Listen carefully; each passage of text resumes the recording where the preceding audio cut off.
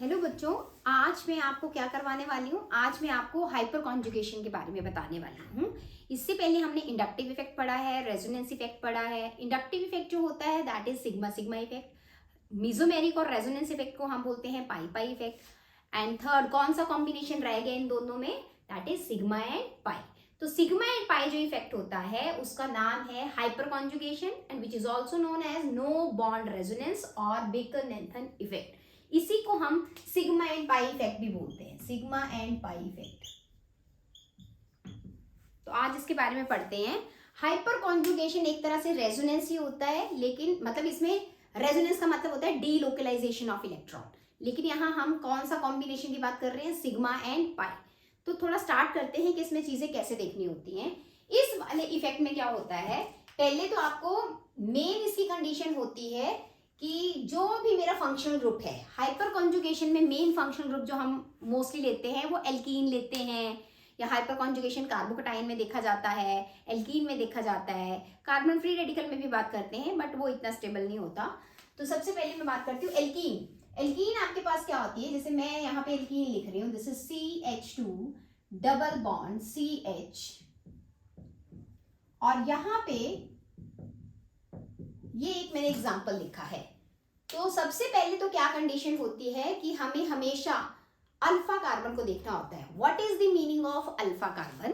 कभी भी किसी भी फंक्शनल ग्रुप, सपोज करो ये एल्कीन है, इसकी जो नेक्स्ट कार्बन होगी उसको हम अल्फा बोलते हैं, उससे जो नेक्स्ट होगी उससे जो नेक्स्ट होगी, तो इनका डिफरेंट डिफरेंट रिप्रेजेंटेशन होती है। किसी भी फंक्शनल ग्रुप, यहाँ फंक्शनल ग्रुप कौन सा है, एल्कीन, किसी भी फंक्शनल ग्रुप की नेक्स्ट कार्बन जो होती है उसको बोलते हैं अल्फा, उससे नेक्स्ट कार्बन को बोलते हैं बीटा, उससे नेक्स्ट बोलते हैं गामा। हमें अल्फा को चेक करना होता है।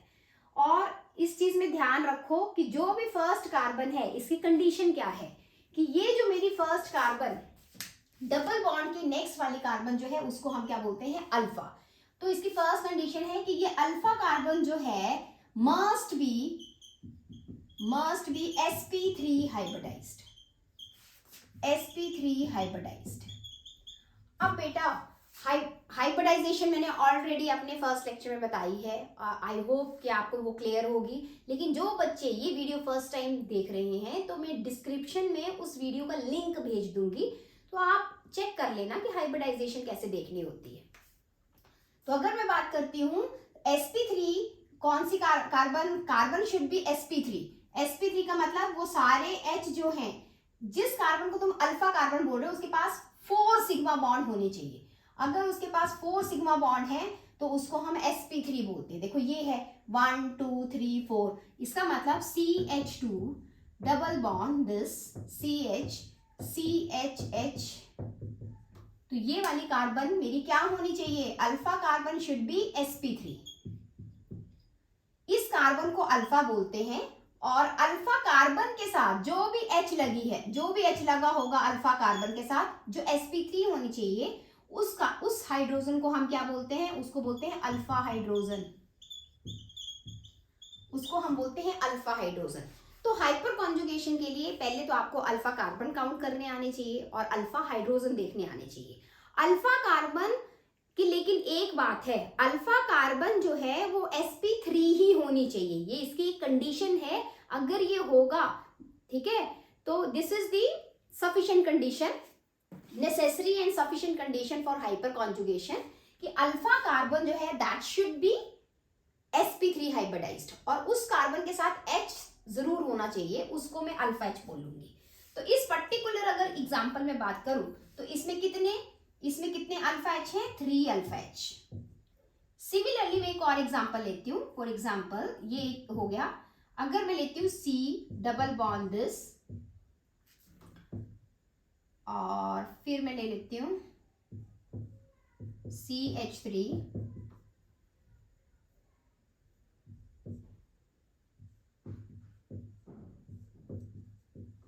अब मैं आपको बोलूं कि बेटा मुझे ये बताओ कि इसमें कितने अल्फा हाइड्रोजन हैं। आपको अल्फा हाइड्रोजन काउंट करने आने चाहिए। तो दिस इज डबल बॉन्ड की नेक्स्ट इस तरफ से अगर मैं बात करती हूँ, दिस कार्बन इज अल्फा, यहाँ इस हर तरफ से देखना है, डबल बॉन्ड के चारों तरफ देखो, डबल बॉन्ड के नेक्स्ट वाली जो कार्बन है, तो नेक्स्ट कार्बन यही है, दिस इज अल्फा, और ये सारी की सारी sp3 है। sp3 का मतलब उस कार्बन ने अगर 4 सिग्मा बॉन्ड बनाए हैं, it means that is sp3, so this is sp3। Clear है? तो इसके पास अल्फा कार्बन कितने हैं? 3, और इसके पास अल्फा H, अल्फा हाइड्रोजन कितने हैं? 3, 6, 9।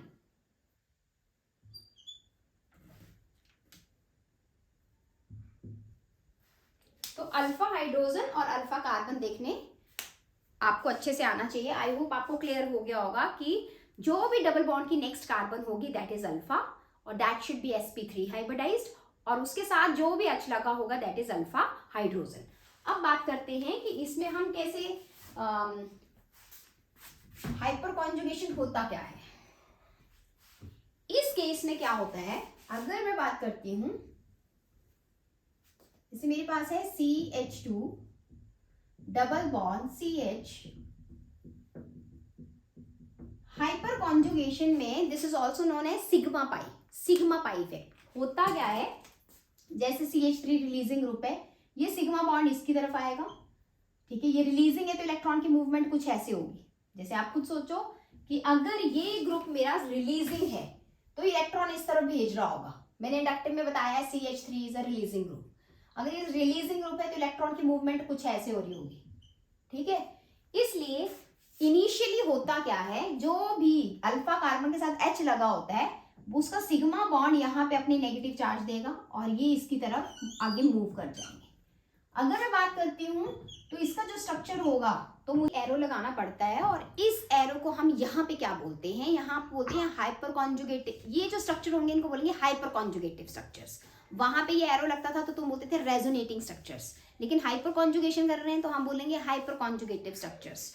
तो इन एरो का मीनिंग क्या होता है कि इसका जो स्ट्रक्चर है वो ये भी हो सकता है और ये इसमें भी कन्वर्ट हो सकता है। अगर मैं इसका स्ट्रक्चर बनाऊं तो कैसे आएगा, इसका आएगा CH2 दिस, सिंगल बॉन्ड बना लेते हैं पहले, ये ऐसे। आपने इस यहाँ पे सिग्मा बॉन्ड तोड़ा और ये इसका नेगेटिव चार्ज आया, यहाँ नेगेटिव आया, और ये आगे जा रहे हैं तो यहाँ पॉजिटिव आया, नेगेटिव पॉजिटिव मिलके यहाँ बना देंगे एक और बॉन्ड पाई, और ये आगे शिफ्ट हो रहा है तो यहाँ पे क्या आ जाएगा, नेगेटिव चार्ज। ये इसका स्ट्रक्चर बनेगा। सिग्मा बॉन्ड जो है, एक तरह से देखो बेटा, सिग्मा बॉन्ड ने यहाँ नेगेटिव, और नेगेटिव के बाद यहाँ पॉजिटिव नेगेटिव ने मिलकर क्या बना दिया, पाई बॉन्ड। तो इनिशियली सिग्मा जो है वो किसमें कन्वर्ट हो गया, पाई, इसीलिए इसको हम क्या बोलते हैं, सिग्मा पाई इफेक्ट, क्योंकि पहले वो सिग्मा था फिर वो पाई में कन्वर्ट हो गया, this is sigma pi effect. दूसरी बात, जो आपने इसका ये स्ट्रक्चर बनाया तो इस केस में हो क्या रहा है, यहाँ पे जो H आना था, ये वाला H यहाँ पे आना था, इसका बॉन्ड ही गायब हो गया। ये एक तरह से है तो रेजोनेंस ही हो रही है, रेजोनेंस का मतलब डीलोकलाइजेशन ऑफ इलेक्ट्रॉन ही हो रही है, लेकिन इसको हम कौन सी रेजोनेंस बोलते हैं, नो बॉन्ड रेजोनेंस। देखो मैंने हेडिंग दी है, नो बॉन्ड रेजोनेंस, मतलब जिसमें बॉन्ड ही नहीं है बीच में, ठीक है। So hyper conjugation is also known as no bond resonance because there is absence of bond, there is no bond between C and H, so this is known as no bond resonance। Clear है? अब इसके कितने structure बनेंगे, जितने H होंगे उतने structure बनेंगे। बेटा मैंने आपको बताया था जब भी आप रेजोनेंस की नाम लेते हो तो डीलोकलाइजेशन तभी होती है जब एक ही प्लेन में हो। अगर क्लास में इतने बच्चे बैठे हैं उसमें कुछ डेस्क्स खाली हैं तो एक बच्चा उठ के दूसरे बेंच पे बैठ सकता है, क्यों, क्योंकि उसी प्लेन में खाली है। मैं बेंच को उठा के किसी इस वॉल पे लगा दूं, चलो क्या तुम इस पे बैठ सकते हो, नहीं बैठ सकते, क्योंकि इसका प्लेन चेंज हो गया। तो जो रेजोनेंस होता है वो तभी होगा अगर वो एक ही प्लेन में होगा। तो इस केस में भी अब आप बच्चों को मन में ये चीज आती है कि मैम एक H तो प्लेन में हो गया, फिर आप दूसरे H के साथ कैसे बात करोगे हाइपर कॉन्जुगेशन की।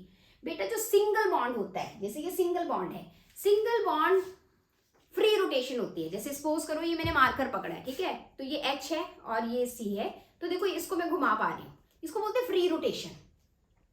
तो मेरा H जो है अगर वो ऐसे भी होगा तो जब, और मेरा यहाँ पे पाई जिसके साथ भी मुझे रेजोनेंस करनी है ये उसके साथ प्लेन में आ जाएगा, क्योंकि हम सिंगल बॉन्ड को रोटेट कर सकते हैं because of free rotation of this sigma bond. जिस H के साथ भी आपने ये डीलोकलाइजेशन करनी है, हाइपर कॉन्जुगेटिव स्ट्रक्चर बनाना है, तो ये रोटेट हो जाएगा और उसके साथ प्लेन में आ जाएगा because single bond free rotate कर जाता है। अगर मैं बात करती हूँ, देखो सारे H के साथ आपने इसके हाइपर कॉन्जुगेटिव स्ट्रक्चर्स बनाने, तो नेक्स्ट हाइपर कॉन्जुगेटिव स्ट्रक्चर, एक बार तुमने इस H के साथ दिखा दिया, सेम ऐसे तुम नेक्स्ट के साथ दिखाओ, सेम स्ट्रक्चर बनेगा। फिर यहाँ पे मत बॉन्ड बनाना, जैसे ये है तो आपका स्ट्रक्चर कैसा बनेगा, डबल बॉन्ड C, इस H को ऐसे लिख दो, इस H को ऐसे लिख दो, और यहाँ पे जब भी यहाँ से इलेक्ट्रॉन जाएंगे, जैसे मैंने यहाँ से इलेक्ट्रॉन मूव किया है तो मैं यहाँ पॉजिटिव लगाना तो भूल गई, यहाँ पॉजिटिव भी आएगा, ठीक है, बिकॉज आपने जब इसके इलेक्ट्रॉन मूव किए तो H के ऊपर कौन सा चार्ज आएगा, पॉजिटिव, ठीक है, और यहाँ पे नेगेटिव आएगा, नेगेटिव पॉजिटिव मिलके यहाँ पे बॉन्ड बना रहे हैं। सिमिलरली मुझे नेक्स्ट वाले पे दिखाना है, दूसरे H के साथ दिखाना है, तो सारा स्ट्रक्चर सेम होगा, और इसका अगर मैंने मूव किया है तो इसके ऊपर पॉजिटिव चार्ज आएगा और यहाँ पे डबल बॉन्ड आएगा। सिमिलरली अगर मैं बात करती हूँ, मैं थर्ड H के साथ भी दिखाऊंगी, तो आपका कैसा स्ट्रक्चर बनेगा, दिस।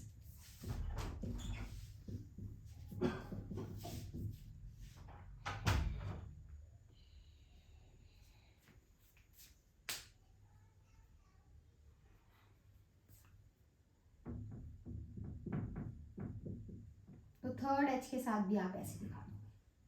ये तीनों स्ट्रक्चर क्या हैं, हाइपर कॉन्जुगेटिव स्ट्रक्चर है, और इनमें एक तरह से देखा जाए इसको हम ऐसे रिप्रेजेंट करेंगे, सारे के सारे स्ट्रक्चर, इन तीन स्ट्रक्चर हैं, 3 अल्फा H हैं तो 3 स्ट्रक्चर्स बनेंगे इसके हाइपर कॉन्जुगेटिव स्ट्रक्चर्स, और इसमें आप बॉन्ड बीच से आपका गायब हो रहा है, ठीक है, इसीलिए इसको क्या बोलते हैं, नो बॉन्ड रेजोनेंस।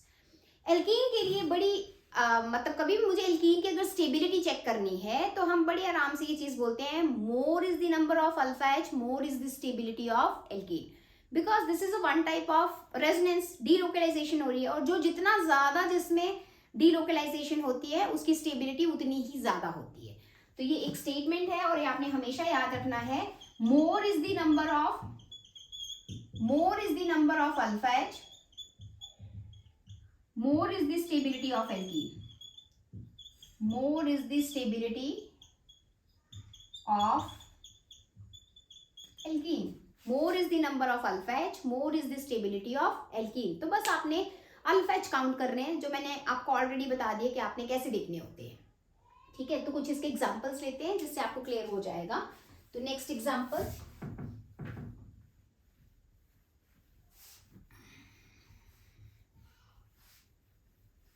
इस केस में जैसे मैंने ये एग्जांपल लिया है, आपको स्टेबिलिटी ऑर्डर बताना है, ठीक है,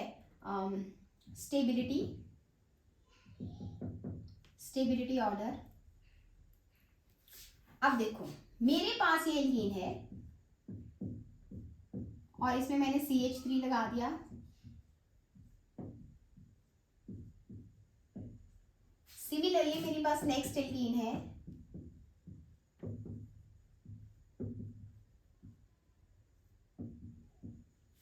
अब अगर मैं आपको बोलूं कि मेरे को बताओ इनमें कौन सी एल्कीन जो है वो सबसे ज्यादा स्टेबल होगी, तो जरा बताना आपको क्या लगता है कौन सी एल्कीन ज्यादा स्टेबल होगी, फर्स्ट वन या सेकंड वन। सबसे पहले आप अल्फा H काउंट करो। अगर मैं बात करती हूँ डबल बॉन्ड की next carbon is alpha, alpha carbon के साथ, और that should be sp3 hybridised, alpha carbon के साथ जो H लगे होते हैं उनको हम अल्फा हाइड्रोजन बोलते हैं। तो यहाँ पे आपके कितने आए, अल्फा H 12, यहाँ पे कितने आए, 9 अल्फा H। तो कौन सी एल्कीन ज्यादा स्टेबल हुई, first one is more stable then second one. Similarly next में 3 ये वाला एग्जांपल लूंगी, ये मैंने एल्कीन लिखी है, इसमें कितने अल्फा H है, इसमें 6 अल्फा H है, तो ये इसमें कितने अल्फा H है, 6 अल्फा H, तो इसमें 9 है, तो 9 वाली ज्यादा स्टेबल होगी as compare to 6 alpha H, because more is the number of alpha H, more is the stability of alkene. But यहाँ पे एक आपको मैं कंपैरिजन बताना चाहती हूँ, सपोज करो ये है मेरे पास एल्कीन और यहाँ पे मैंने एक ये लिया है। अब ध्यान से देखो, ये अभी जो मैंने 3 एल्कीन लिखे हैं इनमें जरा डिफरेंस देखना क्या है। सबके पास 6 अल्फा H है, ये कार्बन है इसके पास नेक्स्ट अल्फा H, सो इसके पास भी 6 अल्फा H है, ये भी 6 अल्फा H है। अब इसमें कंपैरिजन मैंने कैसे करना होता है, तो ये आपको मैं learn, this type of alkene is known as trans. If same group are on opposite side, जैसे H जो है वो ऑपोजिट साइड है एल्कीन के, दोनों कार्बन के ऑपोजिट साइड में, उसको ट्रांस एल्कीन बोलते हैं। और अगर सेम साइड हो तो उसको सिस एल्कीन बोलते हैं। ट्रांस एल्कीन सिस एल्कीन से ज्यादा स्टेबल होती है। और बीच में एक एल्कीन आ रही है, ये एल्कीन इन दोनों के बीच में आती है। अगर एक ही कार्बन के साथ CH3 लगे होंगे, so this is less stable than trans but more stable than cis. तो आप ऐसे कंपैरिजन करके बता सकते हो। बाकी तो फिर आपने अल्फा एच ही काउंट करने हैं। अगर मैं इसी के कंपैरिजन में अगर बात करूं तो नेक्स्ट में ये ले सकती थी CH3 और बाकी HH ले लो, तो इसके पास 3 अल्फा एच है। और यहाँ पे मैं लेती हूँ CH2 डबल बॉन्ड CH2, तो ये सबसे पीछे होगा क्योंकि more is the number of alpha H, more is the stability of alkene. So ऐसे आप एल्कीन की स्टेबिलिटी चेक कर सकते हो। ये फंडा बहुत बार आता है, तो प्लीज आप इसको अच्छे से देखना, बिकॉज एल्कीन की स्टेबिलिटी आपने ऐसे ही चेक करनी है। हाइपर कॉन्जुगेशन से आप ऐसे ही चेक करोगे, तो दिस इज वेरी इंपॉर्टेंट। तो इसको ध्यान से देखो। This is more is the number of alpha H, more is the stability of alkene. Similarly जैसे हम एल्कीन में हाइपर कॉन्जुगेशन की बात करते हैं, वैसे ही मैं कार्बोकेटाइन में भी हाइपर कॉन्जुगेशन की बात कर सकती हूँ। सेम वैसी चीजें देखनी है। जैसे मेरे पास ये कार्बोकेटाइन है, अगर मैं बात करती हूँ, ये है मेरे पास कार्बोकेटाइन। जिस कार्बन के ऊपर पॉजिटिव चार्ज होता है उसको हम कार्बोकेटाइन बोलते हैं। अब इसकी जो नेक्स्ट वाली कार्बन, जो भी कार्बोकेटाइन की next carbon, that is alpha and that should be sp3 hybridised. मतलब sp3 का मतलब 4 सिग्मा बॉन्ड होने चाहिए। So this is sp3 hybridised. इस केस में भी हमने वैसे ही हाइपर कॉन्जुगेटिव स्ट्रक्चर्स बनाने होते हैं। तो इसका जो नेक्स्ट स्ट्रक्चर होगा, कैसे होगा, ये अपने इलेक्ट्रॉन सिग्मा बॉन्ड जो है वो यहाँ पे, ठीक है, तो कैसे आएगा, H के ऊपर कौन सा चार्ज आएगा, पॉजिटिव, और यहाँ पे H और यहाँ double bond and this is CH2। ऐसे आप हर H के साथ बना सकते हो। तो जितने H होंगे अल्फा H, उतने ही हाइपर कॉन्जुगेटिव स्ट्रक्चर्स बनेंगे। तो 2 मोर हाइपर कॉन्जुगेटिव स्ट्रक्चर्स बनेंगे, hyper conjugative structures.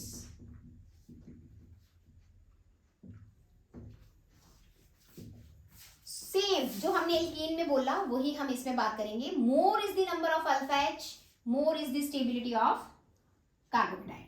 More is the number of alpha H, more is the stability of carbocation. तो ऐसे आप कार्बोकेटाइन की स्टेबिलिटी चेक कर सकते हो, ठीक है। तो आपको मैंने कार्बोकेटाइन में कैसे देखते हैं, सेम फंडा ही होता है, ठीक है। और एल्कीन में मैंने दोनों में आपको बता दिया है। अब एक क्वेश्चन बताती हूँ। कई बार इसी से रिलेटेड एक क्वेश्चन आ जाता है, हीट ऑफ हाइड्रोजिनेशन का रिलेशन बताओ। तो बेटा एक चीज याद रखना, जैसे ये है स्टेबिलिटी, हीट ऑफ हाइड्रोजिनेशन, ठीक है। तो अगर मैं बात करती हूँ, जब भी आपको हीट ऑफ हाइड्रोजिनेशन पूछा जाए, heat of hydrogenation, heat of hydrogenation मतलब जब आप एल्कीन में हाइड्रोजन ऐड करते हो तो जितनी एनर्जी रिलीज होती है उसको हीट ऑफ हाइड्रोजिनेशन बोलते हैं। So heat of hydrogenation is inversely proportional to the stability of alkene, is inversely proportional to the stability of alkene. तो इस केस में हमने कैसे, अगर सेम नंबर ऑफ कार्बन है तब ये चीज देखी जाती है, उनमें दोनों एल्कीन में सेम नंबर ऑफ कार्बन होना चाहिए। तो आपने स्टेबिलिटी चेक कर लेनी है। जो ज्यादा स्टेबल होगा उसकी हीट ऑफ हाइड्रोजिनेशन उतनी ही कम होगी। इन दोनों के बीच में ऑपोजिट रिलेशन होता है। सो प्लीज बच्चे इसको अच्छे से लर्न करना, बिकॉज कॉम्पिटिशन में कई बार इससे रिलेटेड चीजें पूछी जाती है। जैसे मेरे पास एक क्वेश्चन है, मैं आपको क्वेश्चन बताती हूँ तो उसके बेस पे आप इजीली से बता पाओगे। ये है मेरे पास, जैसे मेरे पास ये है एल्कीन, एक है CH3 यहाँ पे, CH3 यहाँ पे, ठीक है। This is the first one and this is the second one. अब आपको ये पूछा जाए कि 1 और 2 में आप कंपेयर करके बताओ किसकी हीट ऑफ हाइड्रोजिनेशन ज्यादा होगी। तो पहले तो बेटा इसका रिलेशन स्टेबिलिटी के साथ होता है, तो स्टेबिलिटी के हिसाब से आपने चेक करना है। तो आप मेरे को ये बताओ कौन ज्यादा स्टेबल है। क्या बोलती हूँ मैं, मोर is the number of alpha H, more is the stability of alkene. ये डबल बॉन्ड है, सो इसकी नेक्स्ट कार्बन तो ये है, इसकी नेक्स्ट कार्बन ये है।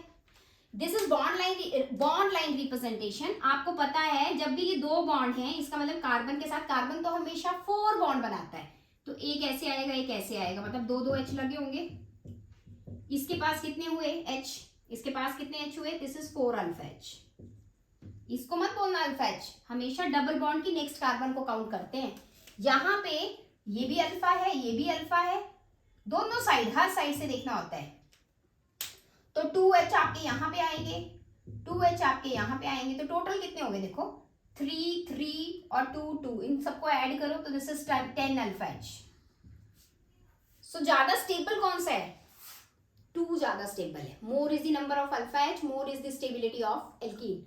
अगर मैं स्टेबिलिटी पूछती तो 2 की ज्यादा होती, लेकिन मैं पूछ रही हूँ हीट ऑफ हाइड्रोजिनेशन, तो हीट ऑफ हाइड्रोजिनेशन का मैंने बोला है कि हीट ऑफ हाइड्रोजिनेशन बतानी है, तो हीट ऑफ हाइड्रोजिनेशन किसकी ज्यादा होगी, जिसकी स्टेबिलिटी कम होगी। सो स्टेबिलिटी इसकी कम है, this is more stable, this is more stable, because more is the number of alpha H, more is the stability of alkene, और जो ज्यादा स्टेबल होता है that is inversely proportional to the heat of hydrogenation. तो इसका answer आएगा 1, heat of hydrogenation of 1 is more than 2। ठीक है, स्टेबिलिटी किसकी ज्यादा है, अगर आपको क्वेश्चन आता स्टेबिलिटी बताओ, मैं यहाँ पे पूछती स्टेबिलिटी बताओ, स्टेबिलिटी बताओ, तो आप बोलते 2 की 1 से ज्यादा स्टेबिलिटी है, लेकिन इनका ऑपोजिट रिलेशन है, हीट ऑफ हाइड्रोजिनेशन किसकी ज्यादा होगी, 1। तो आपने इसको अच्छे से करना है, और आई होप आपको क्लियर हो गया होगा कि मैं क्या बताना चाहती हूँ। एक सिंपल फंडा मैं आपको और बताना चाहती हूँ कि आप इस चीज पे कंफ्यूज ना हो। जैसे किसी भी एल्कीन में अगर मैं बात करती हूँ, एल्कीन में कभी भी डबल बॉन्ड की अगर मैं बात करूँ, तो नेक्स्ट ग्रुप अगर CH3 होगा तो वो ज्यादा अच्छा रिलीजिंग होता है, क्योंकि इसमें 3 अल्फा H है, जैसे ये है मेरे पास।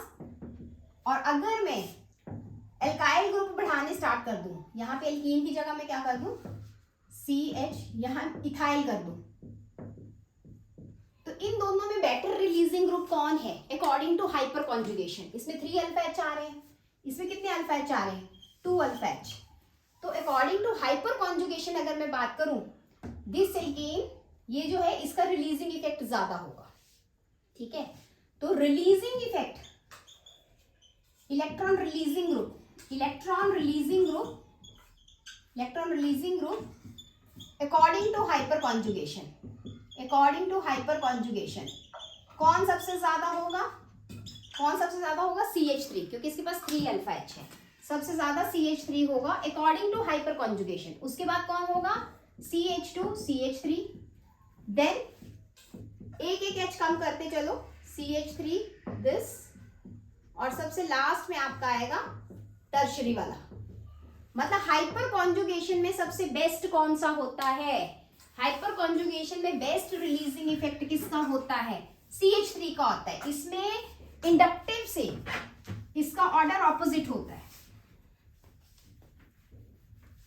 अगर मैं बात करूं तो यहां आपका ऑर्डर क्या आता है, मिथाइल, मिथाइल का सबसे बेस्ट इफेक्ट होता है एल्कीन के साथ अगर मिथाइल लगा है। उसके बाद आपका आता है this is 1 degree, this is 2 degree, this is 3 degree. अगर कोई कार्बन फर्दर एक कार्बन के साथ अटैच्ड हो उसको 1 डिग्री बोलते हैं। तो उसके बाद 1 डिग्री, उसके बाद 2 डिग्री और इसके बाद 3 डिग्री। तो हाइपर कॉन्जुगेशन से ये इफेक्ट होता है, और आपने इंडक्टिव में इससे ऑपोजिट पढ़ा था। ठीक है, बट हाइपर कॉन्जुगेशन का आपने याद रखना है, because this is more dominating factor as compare to inductive. तो मैंने आज आपको काफी अच्छी चीजें बताई हैं, और मुझे पता है कि आपको ये काफ़ी अच्छे से पता चल गया है। आप इससे रिलेटेड क्वेश्चन प्रैक्टिस करें, जो भी मैंने आज आपको फंडे बताए हैं, जो भी आपके पास बुक है, ठीक है, आप क्वेश्चन लें और हाइपर कॉन्जुगेटिव स्ट्रक्चर्स के अकॉर्डिंग हाइपर कॉन्जुगेशन के क्वेश्चंस करें। आई होप सबको क्लियर हो गया होगा। और प्लीज़, ये मैं बहुत अपनी तरफ से बड़ी कोशिश करती हूँ कि मैं हर बच्चे को हर चीज़ अच्छे से समझा पाऊँ।